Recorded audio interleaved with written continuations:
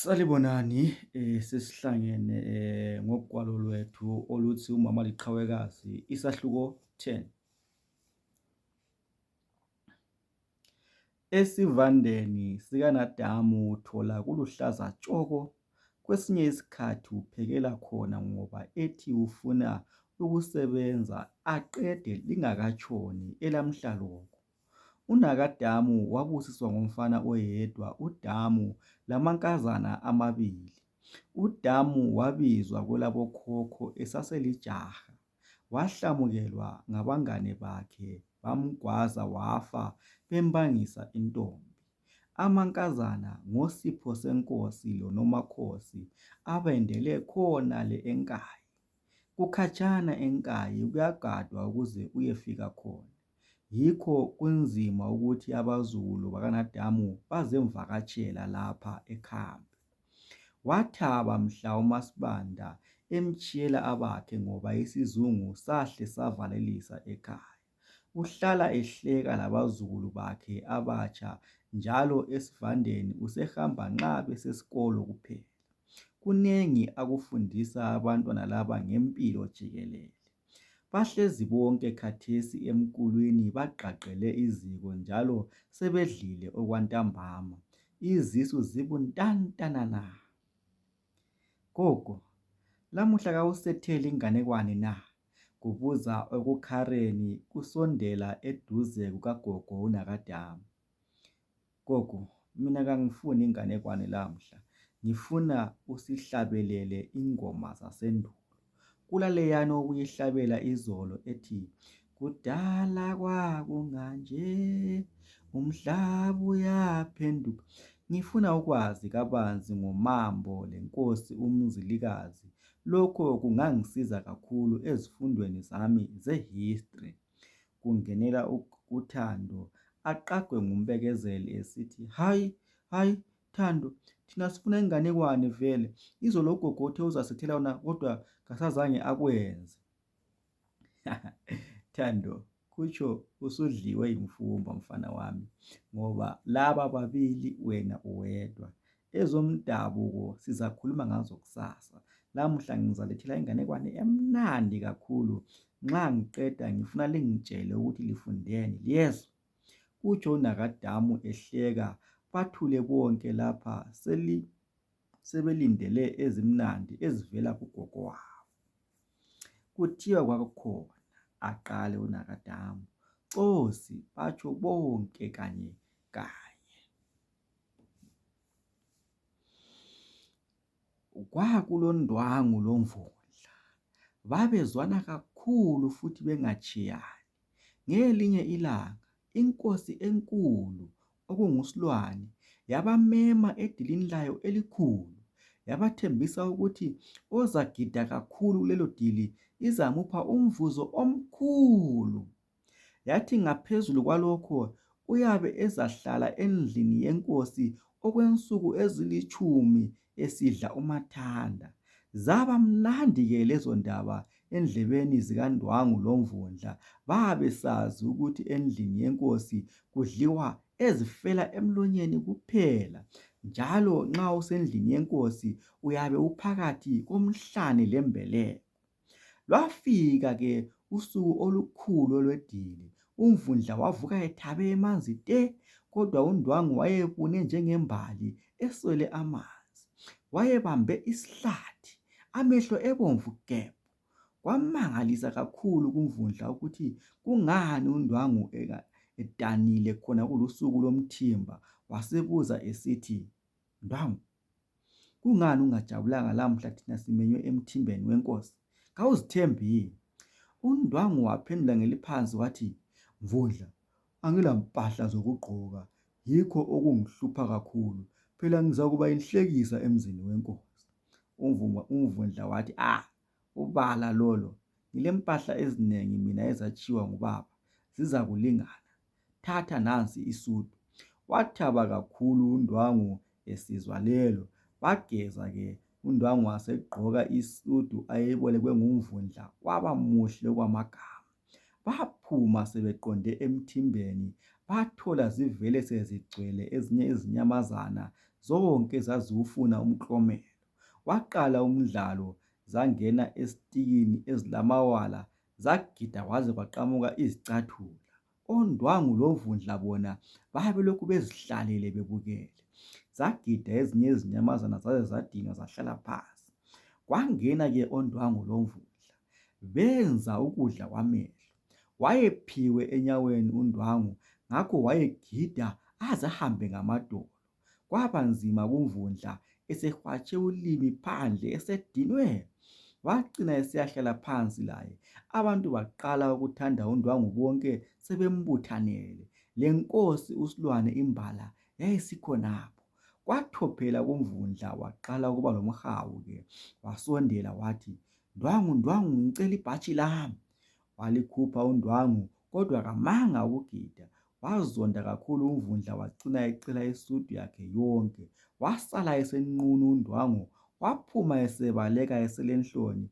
Wasala wamhleka kakhulu umvundla, kwaba nguye-ke wothola umvuzo kaNdwangu.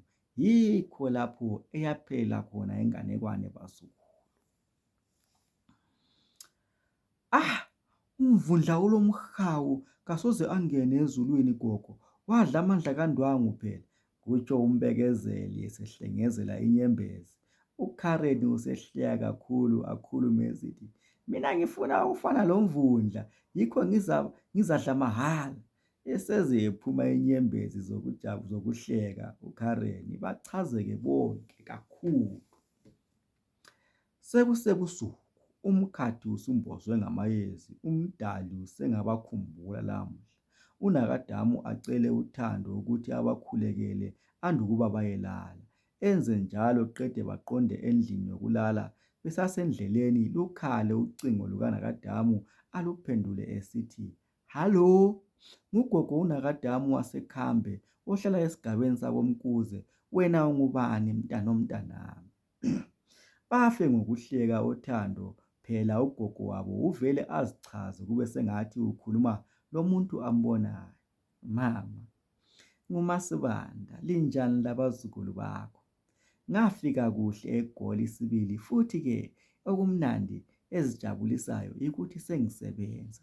Njengoba inyanga isilengele ekupheleni nje, kukhona engizalifakela khona kumalayitshi." "Mntanami, useGoli sikhuluma njengamanje?" "Inkosi lamandla qotho, Thando, uya uzonyoko ekhuluma ecingweni lwami eseGoli khonale." UNakadamu ejabule okwamagama aqhubele uThando ucingo. "Mama, unjani?" "Yebo mfana wami, kunjani esikolo? Ngithemba uqhuba kahle." "Yebo mama, ngiyaqhuba. Sesikukhumbula kakhulu." "Nami ngilikhumbula kakhulu bantwabami. Nika abana wakho ngikhulume labo." uThando aqhubele umbekezeli, laye umbekezeli aqhubele uKaren, ababingelele bonke, baxoxaxoxe ebesevalelisa. Bathi sebesiyalala inhliziyo zabo sezimhlophe ngenjabulo lapha ekhaya.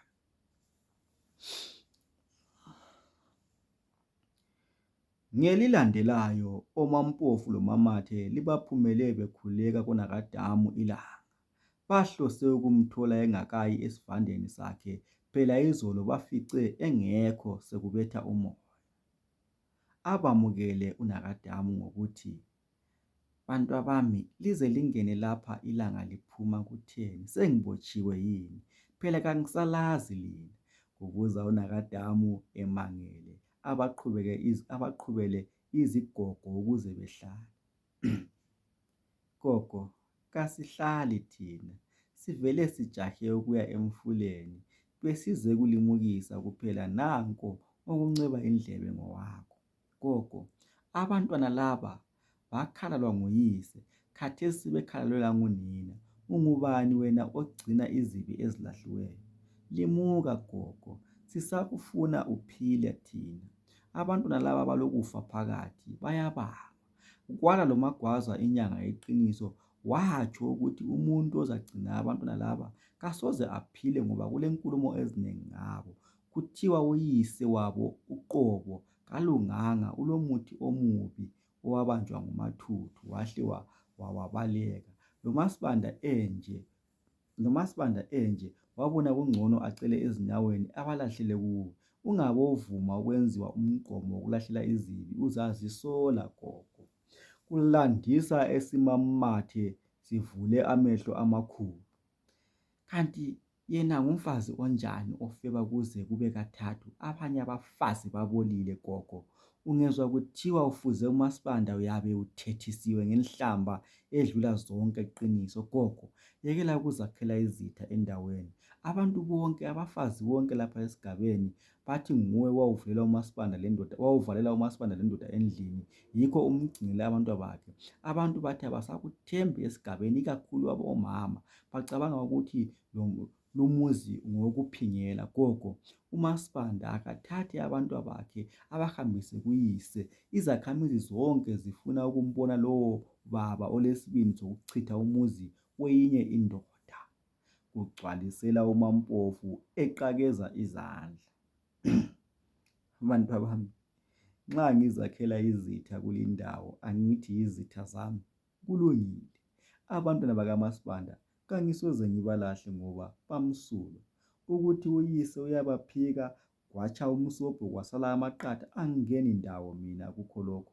Ngiyalizwa sibili, kodwa ngicela lingangithatheli izinqumo. Kudala ngiphila labantu mina, ngibazi ngibaqonda ukuthi bayinhloboni yependa. Liyalibona ikhanda leli linjani? Akhulume esekhiphe iqhiye, ebathe nhlo enhlamvini zamehlo, ebakhomba ikhanda lakhe ngomunwe. Bathaphane ngamehlo oMamathi loMampofu. Nanko kabaqedisisi ukuthi kungani isalukazi lesi sibatshengisa inwele zaso. Kulungile gogo, sesihamba, kodwa ungathi kasikutshelanga. Nxa usuthwele nzima ngenxa yabantwana bakaMaSibanda, siyakuthanda thina, kasifuni ukukubona usuhlupheka. NguMamathe lowo esemi ngezinyawo. uMampofu aswele okokutsho, aphongukuqwayiza okwenja etholwe ngumniniyo iseba amaqanda. Ngiyabonga kakhulu bantwabami, uthando lwenu. Nxa lusiza ngendlela yokuthi angilahle abantwana bakaMaSibanda, angisoze ngiluthathe. Lungiholela esihogweni phela, lapho engizakutsha ngqongqe khona. Kambe ngibabangisani abantwana sibili? Akhulume esekhangele eceleni unakadamu enyukubalise ubuso okokubenyanya. Baphelelwe baze bakhohlwe lokuvalelisa, baphume sebethwele inhloni ngezandla. Asale ekhuluma yedwa unakadamu esithi, omama laba bangithatha kancane sibili. Bayakhohlwa ukuthi mina lo ngaphila labonina. Bacabanga ukuthi kangiwazi umthetho. Abantwana laba badla emzini wami, futhi abakaze bayecela lutho emzini yabo. Kabalanhloni bebadala bengaka. Mphu! Atsho esebacunukele etsakela lapho abakade behlezi khona. Kuthiwa uMaSibanda usebenza ehlala endaweni yaseBedfordview, njalo wayibika injengokuba injalo indaba yakhe emakhiweni akhe. Kwabadabukisa kakhulu ukuyizwa, kodwa bamduduza ngokuthi kunengi okwenzakalayo ngaphansi komthunzi welanga. Angakhathazeki kakhulu, kuzalunga. Nxa esalandisa umgubazi ongumalayitsha khonale eGoli, uthi wabizwa nguMaSibanda ecingweni esithi akazilanda impahla zakhe. Wathi nxa efika wathola inqumbi zempahla zigcwele indlu ekhiwa. Kambe impahla ezingagcwala nsu imota yakhe angakafaki ezabanye. Esamangala ngelokho, uMaSibanda wamqonqosela ukuthi afikise impahla zakhe kuhle ukuze amethembe, ngoba ngenyanga ezayo wayezimisele ukumphathisa izinto zakhe zokuqala ukwakha umuzi wakhe. Uyababaza umgubazi ukuthi akakaze ambone umuntu wesifazana osebenza eGoli ozimisele ngalolo hlobo ngokwakha kibo. Uthi abanengi imali bayiqedela ezintweni zokuzibhodonga lasempahleni zokugqoka kunye lokweluka inwele, begijimisa ubuhle belibala ukuthi ikusasa liyabekelwa. Okunye akubabaze kakhulu yibuhle bukaMaSibanda. Uthi kuyacaca ukuthi amanzi aseGoli amvumile ngoba usebutshelezi. Ngaphezu kwalokho, Uthe nxa umuntu wesifazana inhliziyo yakhe ikhululekile kungekho okumhluphayo uyazimuka acazimule ngobuhle. Umgubazi wakhele esigabeni esingaphetsheya komfula ochatshwa ngothando nxa besiya esikolo. Nxa usuka kwakhe ngenyawo usiya konakadamu kawuthathi imizuzu edlula engamatshumi 20. Bazukulu bami, abantwana bensimba bahamba belandelana. Kususa unakadamu ekuseni behlezi emkulwini wothe umlilo labazukulu bakhe kwazise kungeSonto lamhla. Gogo, isiNdebele sakho sijulile, phela thina asikhulanga endulo. Kuchazani ke lokho ukuthi abantwana bensimba bahamba belandelana? Abuze ekhwezela umlilo uthando, izulu liyakhiza kusukela ebusuku. Ngichaza ukuthi abantwana bomfazi kabalwi futhi kabahluphani. Ngingajabula kakhulu nxa lani lingakwenza lokho, libambane njengamajuba lize likhule lisize unyoko. Angithi liyabona ukuthi usebenza gadalala njani? Khohlwani ngoyihlo, ngelinye ilanga uzabakwazi ukuthi kusasa kuyizolo. Injabulo ihle ithi nyelele emehlweni kaThando, inyembezi kube yizo ezithatha indawo. Gogo, angikuthandi ukukhuluma ngobaba. Umama udubeke kakhulu kulumhlaba kwaba sengathi wadalelwa udubo. Konke lokhu kungenxa yakhe ubaba. Mzukulu, uzamdinga ngelinye ilanga engabe samthola unyoko. Sibadala thina, amakhanda asempunga nje, sesabona okukhulu kulumhlaba. Likhule lihlakaniphe, lingafanani lesiwula esinguyihlo esithathwa luthuli lwamadube. Kambe kulomuntu ongathi ephethe igolide elingunyoko aliphosele olwandle qede agqabhaze ngelahle? Hayi, asazi. Anqekuze ikhanda uthando ukuzwisisa kuhle okutshiwo ngugogo unakadamu. Kwenziwe uhwithwayo, lamuhla uphelekezelwa yisinkwa saseGoli njalo ujiyile nanko kulochago lwempuphu. Phela utheleke izolo ntambama umgubazi lezibiliboco kuhle kanye lempahla zabo zokugqoka abakuthengelwe nguMasibanda. Kuliqiniso ngempela ukuthi ameva ayabangulana. Ukusiza kwami uMasibanda izolo sekungisiza lamhla. Sengathi angasebenza kuhle akhe umuzi ozakwethusa amadoda wonke kulindawo. Akhulume yedwa unakadamu esekhangele oMbekezeli loKaren asebedlala begijima phandle edakeni. Nanko izulu selikhawule. Uthando uhlezi phezu komsebenzi wakhe omkhulu okuzingwalo zesikolo. Uthola ebala kumbe ephezu kwenombolo. Ababalisi bathi ingqondo zakhe zibukhali ngendlela emangalisayo. Imbila zantabanye lamhla zihlangene njengoba izaguga zisithi igula lendlebe kaligcwali. UMamathe uthululela izindaba azithola koBulawayo endlebeni zikaMampofu. Mampofu, ngifikile koMathuthu. Ngimbone ngawami la, ngaxoxa laye ngomlomo wami lo, wazikhupha zonke umuntu wenkosi engitshela khona kanye okwamehlukanisa loMasibanda. Uthi kuliqiniso sibili ukuthi abantwana labana kabazali. Uthi lodokotela watsho njalo umfazi amthethe khathesi. Ichachazi baba. Hayi kangilamona, muhle umntana abantu, kungathi kanyatheli phansi. Enjalo ulembeko kanye lesithunzi, akafani lechapha elinguMasibanda. Manje uyise wabantwana bakaMasibanda ngubani? Ayisiwo pho amadoda ethu? Sazi ngani Mampofu? Mina ngicabangela yena uSobhuku. Kungani yahle yavalwa indaba yakhona? Uchaye khona Mamathi, kodwa kuzavela kuphela. Letha indlebe ulalele wena. Phela uMasibanda useGoli mfazi. Umgubazi uye wathulula amagqibhagqibha konakadamu ngisele kungelankani. Alifakaze ngokuchaya izandla elokungabi lenkani uMampofu abambe umlomo umama abambe umlomo umamathe ngoba le ubengayicabangi. Vele azitshela khona ukuthi uMaSibanda wabalekela abantwana njalo lapho wakhona udla imbuya ngoluthi. Ababaze ethi, "Kodwa uyadlala Mampofu, uMaSibanda useGoli, wena ukuthola ngaphi lokho? Mhlawumbe uyise wabantwabakhe ukhonale nguye owambizayo." Uyazi uqinisile mamathi, nami ngicabanga kanjalo. Ziningi kakhulu impahla azithumezileyo, ubengeke azithenge eyedwa. Bengisemuva kwesihlahla sephane ngilunguzile, ngalinda waze waphuma umgubasi. Ngizicelise inombolo zakhe kanti ngigubha izindaba.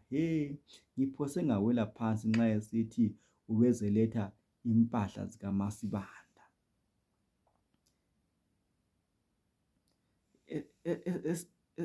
Esinakadamu kasisaphume laphandle, angithi sidlela ekhukhwini. Uzazimuka lonyaka, athi ukudla inyama yabantu ebusuku, aphinde adle amakhumukhumu.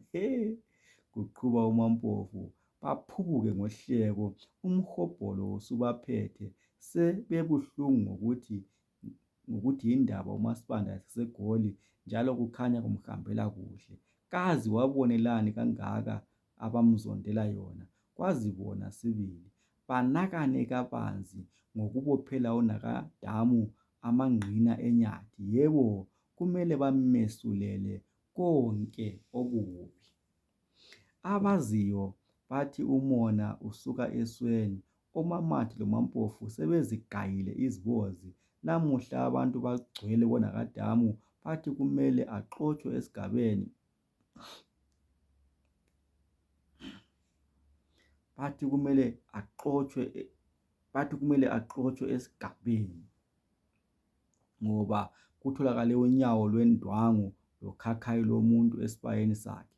OMampofu loMamathe yibo abafakazayo besithi uyaloya sibili.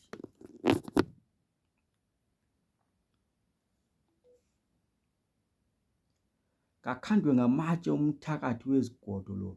Kunini abantu besifa kulindawo siswela abantu bezizweni kanti uChaka usekhaya?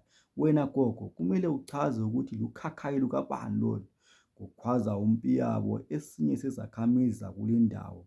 Uyazihlekela uNakadamu, weluka icansi lakhe lemhlanga. OKaren loMbekezeli sebekhala. USobhuku usekhona, laye ubiziwe ukuthi azebona umhlolo esigabeni sakhe.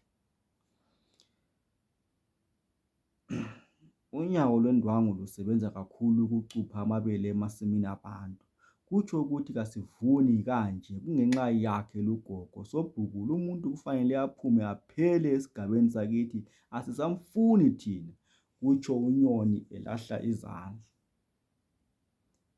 Mina ngibuhlungu ngomntanami owafa nyakenye. Abasiki bebunda bathi ubulewe yingculaza ngoba ethanda abesilisa kakhulu, kanti ubulewe ngugogo lowo. Ngicela lingiphe ihloka ngihle ngiqede ngaye mina. Kukhuluma uNtolwane ekhangele uNakadamu ngelihlo elibi. Abapheki abanengi bayabona ububende madoda. Kasingayinyatheli phezulu lindaba. Sonke kasilabo ubufakazi bokuthi nguye umnikazi wezinto lezi. Kungenzeka ubhiqwa ngodaka nje. Kutsho uSobhuku ezama ukubhula umlilo osufuna ukubhebhetheka esigabeni sakhe. Akhangele uNakadamu uqede abuze athi, "Gogo, ingabe uyazazi izinto lezi na?" Aphendule uNakadamu ethi, "Mntanami, mina ngizazela isihaqa, intolwane loKhalimela kuphela. Kuyangixaka ukuthi yindaba umuntu engaba mdala ucatshangelwa ubuthakathi. Liyakwazi ukuthi kubuhlungu kanjani ukusongelwa ngento ongayaziyo. Akulandaba, lani lizaluphala." uNakadamu useme ukweluka icansi, khathesi inyembezi sezigeleza kuye. "Ulamanga lo, uzenza imvu emini yena eyimpisi ephangayo ebusuku.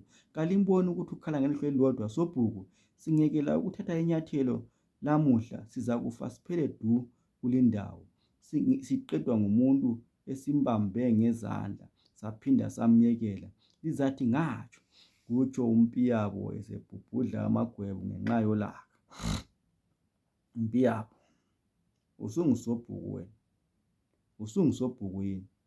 Usuyisazi saseMpumalanga manje. Kuzaphuma wena lapha esigabeni ungadelela. Angimfuni umuntu oqinisa ikhanda esigabeni sami mina. Siyezwana madoda? Liyakwazi nje ukuthi nxa ngingehluleka ukuthetha icala leli mina ngiyetheswa icala enduneni. Kukhwaza usobhuku esehwaqile. Umlomo lichoba lekuziphungela bazukulu. Angisoze ngivume into engingayaziyo mina. Kungani lingadingi izanuse zizenuka umthakathi ngokulokusola mina lingelabo ubufakazi? Uqinisile gogo, kungcono sidinge umuntu oboniswayo zakhamizi. Umthakathi asimfuyi lapha thina, uzavela obala. Ukhona umagwaza abantu bakithi. Ubona ngitsho lenalithi eyenjelwa phansi kudala. Ubaba lwana ulamandla sibili. Nxa engangena lapha ingakhipha bonke abathakathi sisale sitshawa ngumoya. Kuphahluka uMamati. Bavumele phezulu abamaziyo umagwaza, nanko inengi liphephela kuye. Kulungile. Angimvimbi umagwaza wena zakhamizi. Lami ngileyami inyanga okuthiwa nguSiyankhale. Ngingathaba nxa singabanxusa bobabili lapha bezeveza umthakathi. Ngosobhuku lowo bavume njalo abantu. USiyankhale akazakali lapha, ungumuntu osuka khonale eBhinga. Usobhuku uzimisele ukumhlawula ukuze abuye azesiza abantu balapha. Kuvunyelwane ukuthi bazahlangana njalo ngemva kwamalanga amathathu. Kuthiwa akungabi khona ozathinta izinto lezi loba sekutheni. Bahlukane abantu behamba bengunguna okungazwakaliyo, kodwa kutshiwe amadoda azabe elinde izinto lezi ezitholakale konakadamu. UMamathe uthe esuka konakadamu wahle wacabanga ukutshayela uMaSibanda ucingo ukuze amazise ngakho konke okwenzakalayo. Inombolo uyithethe kuMampofu, yena uMampofu wayithatha kuMgubazi ngamaqhinga. Utshiye uMaSibanda edideke ngamandla ngenkulumo yakhe yokuthi bakhona bona bangamgcinela izingane zakhe njengoba uNakadamu esebenza omatholwane bakhe. Injongo yabo beloMampofu yikuthi ukudla kuthunyezwe kubo, bazidlele bancitshe abantwana bakaMaSibanda baphinde babahlukuluze. Umuntu yisitha sakho oqotho. Kusenjalo uMaSibanda axhumane loNakadamu ecingweni. Ngugogo uNakadamu, wena ungubani mntanami? Gogo wabantwana unjani? Ulokhe ungayazi inombolo yami yaseGoli. Ngumntanakho okhulumayo. Kudala ngiluzama ucingo lwakho kodwa lungangeni. Ndodakazi nguwe? Mina amehlo asebonela eduze, lebizo angisaliboni. Sengisizwa ngokukhala kocingo kuphela. Unjani kodwa ntombi yami? Mina ngiyaphila kodwa izilingo zizazelekene. Sengibanjwe ubuthakathi engingabaziyo Masibanda. Gogo, usemuva. Isimanga yikuthi uMamathe useke wangitshayela engitshela ngalolo daba. Amendlalele konke akuzwileyo aqhubeke esithi, omama laba kukhulu abangilwisa khona gogo, kodwa bafana lomuntu ogijimisa ingqongqolo. Bazaze befike komlindi uyagcina qiniso. Ungakhathazeki gogo, uNkulunkulu omthandazayo akadakwa njalo akawozeli. Konke kasikunikele kuye. Kuhle mntanami, angethuki mina. Ungithabisayo yikithi usobhuku ubize inyanga yakhe evela eBhinga. Kuhle ke gogo, kasikho isikhali esikhandelwe wena esiza kuphumelela ngoba ungumntana enkosi wena. Abaphethe kanjalo. Zihambe insuku luze lufike usuku olulindiweyo. Ingundaba mlonyeni ekaNakadamu esigabeni. Ugogo lo umthakathi wezigodo, futhi ukhakhayi lolu ngolomnewabo kaSobhuku owafela engozini yemota.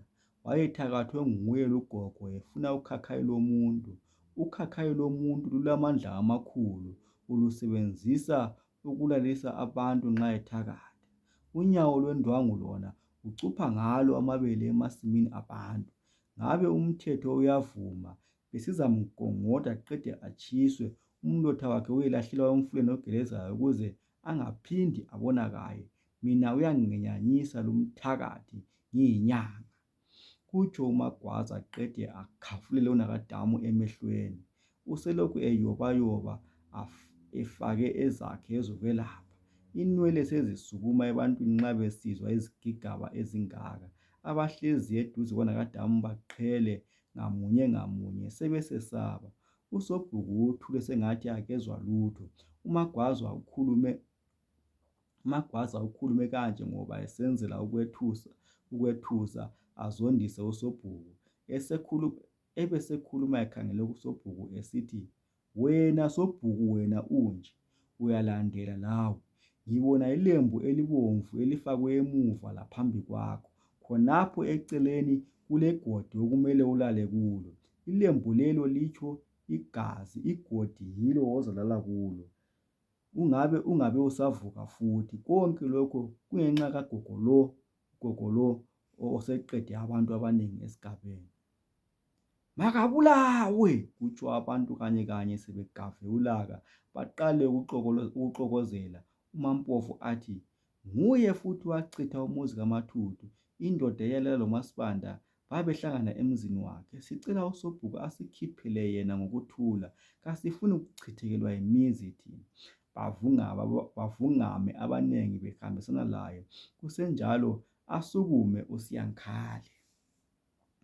Yinyanga kaSobhuku ke leyi, mfitshane, ulekhanda elikhulu njalo ugqoke ingowane elomphetho wesikhumba sengwe. Uhamba ngenyawo phansi, imkenke yakhe ingayidabula ingubo. Uyethusa nxa umkhangele uSiyankhale, amehlo akhe abomvu okwawekhwezi.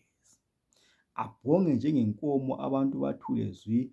Ahleke uMagwaza esithi, "Ngokuyinyanga bani khonokho okungcwele kangaka njengohlanya? Sobhuku, yekela ukugela ingqondo zabantu. Sibadala nxa singaka thina. Thatha uhlanya lwakho lolu ulusi koBulawayo engutsheni bayeluhlamba. Awokhe ngensini amazwi kaMagwaza uSiyankhale qede akhangele empumalanga, ahogele okwenja ezingelayo, akhangele kuzakhamizi engasacwayizi, amemeze esithi, "Mamathi loMampofu, liyazenza izinto bomama. Amadoda enu ayakwazi lokhu elikwenzayo na?" Abantu babuzane ukuthi bazela ngaphi abantu laba abaqamba ngezibongo nje. Akhangele ngakuMagwaza ahleka kakhulu okwethusayo qede athi, "Magwaza, koze kube nini uMagwaza ngomkhonto kayihlomkhulu? Thatha ukhakhayi lonyawo lwendangu yakho uhambe unomphela, wekele ukusukela ugogo kaMlimu. Uyambona ugogo lo?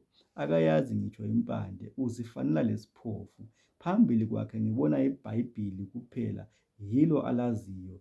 Loba ungambuza ngembhalo engcwele uyakutshela loba ecimezile." Abantu babambe imilomo yabo, abanye bakhamisa sebemangele. "Lina bantu besilisa lonke lilapha ngobunengi benu, liyizithutha ezathuthela lapho ezathutha khona sibili. Nxa ngikhangele kulesi sigaba sisodwa nje, bayabalwa abafazi abangakazi bahlangane lenyanga yenu le uMagwaza. Inyanga le ilabantwana abanengi kakhulu phakathi emzini yenu. Angimnyeyi laye uMagwaza, ngikhuluma laye ekhona. Nxa esithi ngilamanga, ulemvumo yokuphikisa, ngiveze ubufakazi kanye lensuku ahlangana ngazo labesifazana labo. Ngihlonipha inina elibizwa ngoMaSibanda ngoba yilo qha elehlula uMagwaza."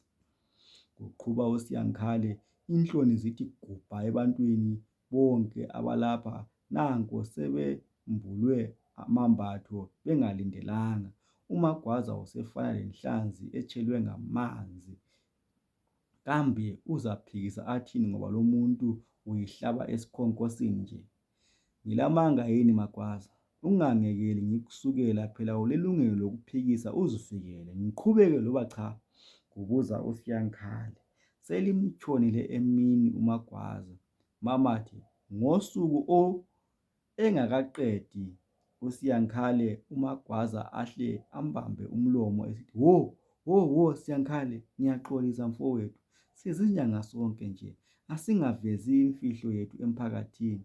Zihlobo, ngiyaxolisa kakhulu. Yebo, uKhakhayi lonyawo lwendwangu ngokwami, ngisebenza ngakho ukusiza abantu, njalo uKhakhayi lolu akusilo lomuntu ngolwendwangu. Ngithengwe nguMaMathi loMampofu ukwenza lokhu.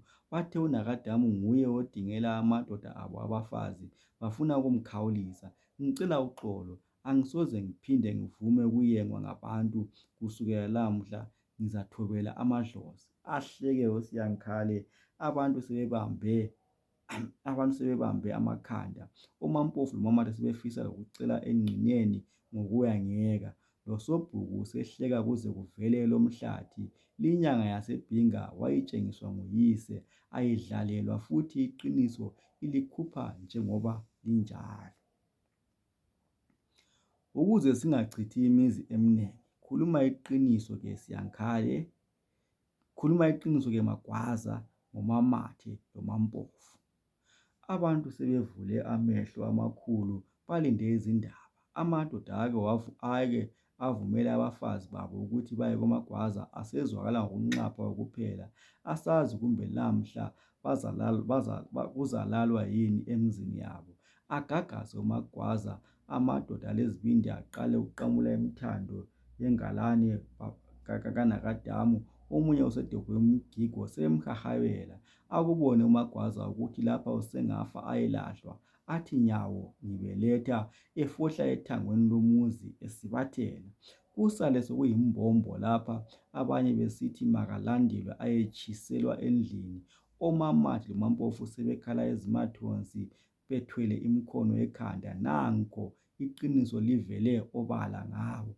Abanye babengazi ukuthi uMagwaza uyabadlwengula nxa ebelapha, njalo basebenzisela imithi emibi ukuze bangaboni lutho. Okwakuke kwabasolisa ukuthi bayathi nxa bevela khonale bazizwe sengathi bebelele lomuntu wesilisa, kodwa bangazwisisi ukuthi kanjani. USiyankhale athathe isikhwama sakhe aphinde akhangele empumalanga, ahogele njengakuqala, abesefulathela lindawo engavalelisanga ngitsho loSobhuku. Unjalo vele uyaphuma kuphela, kavalelisi nxa umsebenzi ayabe ewulandile usuphethakele. Abantu basale ke sebebuza uSobhuku ukuthi kanti idabuka kuwuphi umango linyanga egila imilingo kangaka. Abanye baphume ngamunye ngamunye koNakadamu badumele kakhulu. UNakadamu labambalwa abezwa sebehotsha umoya omutsha. Nanko iqiniso lizivezile ngalabo abakade bemakhela uzungu. Utshona njani gogo? Awubethelwanga isikhonkwane sokuqiniswa ubuthakathi ekhanda yini? NguMasibanda lo etshayela uNakadamu ucingo. Mntanami, izimanga ziyenzeka uqotho. Lamhla ngibone ngingakaze ngikubone selokhu ngathwetshulwa yingwe. Phela uMaMathi loMampofu labanye omama besigaba abangaqanjwanga bazaliswa nguMagwaza. Inyanga kaSobhuku ichaze yonke indaba. Umhlaba lo unzima sibili, ayilandise yonke uNakadamu. UKhama uthe ngokuthola ucingo luvela kumnewabo uThembani emazisa ngesimo esisekhaya, wahle wacela amalanga emsebenzini ukuze ayelungisa ezomuzi wakhe. Ubhubhudla amagwebu ngenzondo. Umndeni wakhe ugcwele lapha koKhama kanye labakibo kaMaMathi. Bayayidingida. Ukhala ezimathonsi uMaMathi. Uyabona ukuthi ngempela umuzi wakhe uyachitheka phambili kwakhe. Mamathi mntanami, iqiniso liyamkhulula umuntu.